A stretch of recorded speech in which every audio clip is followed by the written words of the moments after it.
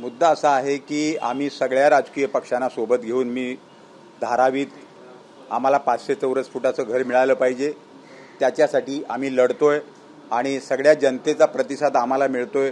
गेल्या 15 दिवसापूर्वी आम्ही रणरण त्या उन्हामध्ये प्रचंड मोठा मोर्चा काढला, त्या मोर्चामुळे त्यांना आग लागलेली आहे आणि अशा अवस्थेत मोर्चामध्ये या लोकांना संघटित करण्यात कोण कोण काम करतंय तर त्याच्यात माझा नंबर आहेच त्यांच्या डोक्यात आणि त्याप्रमाणे मग मला प्रेशर करण्यासाठी, माझ्यावर दबाव आणण्यासाठी, मला आंदोलनातून बाजूला काढण्यासाठी अशा तऱ्हेचा हा प्रयत्न होतोय।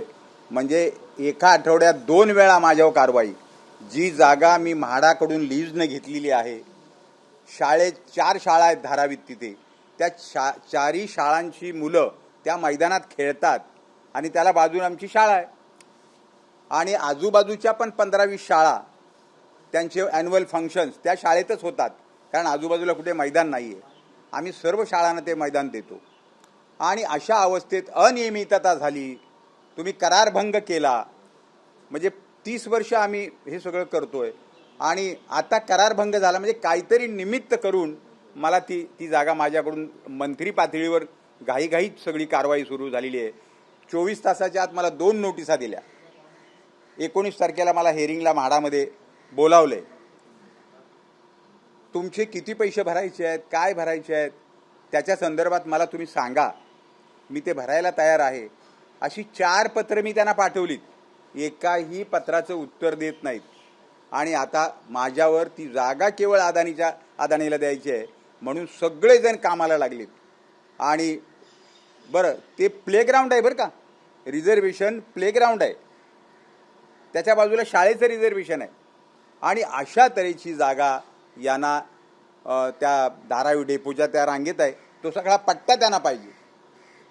आमच्या शाळेचं मैदान, बाजूला शताब्दीनगर, त्याच्यानंतर धारावी डेपो, अशा तऱ्हेचा हा सगळा पट्टा त्यांना पाहिजे।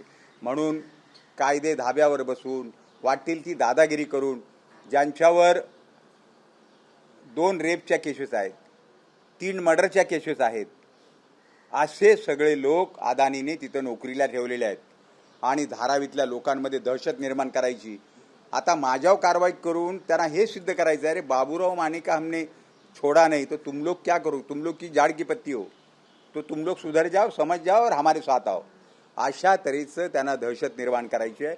म्हणून त्यांनी माझ्यावर कारवाई करतायत आणि 35 वर्षाच्या एका जुन्या शिक्षण संस्थेला उद्ध्वस्त करायचं काम, की ज्या संस्थेतनं आम्ही 200 डॉक्टर आत्तापर्यंत निर्माण केले, 150 वकील निर्माण झाले, अनेक CA निर्माण झाले, अशा एक राष्ट्रीय एकात्मतेचं ज्वलंत उदाहरण असलेली ही शाळा यांना या विकासाच्या नावाखाली उद्ध्वस्त करायचे।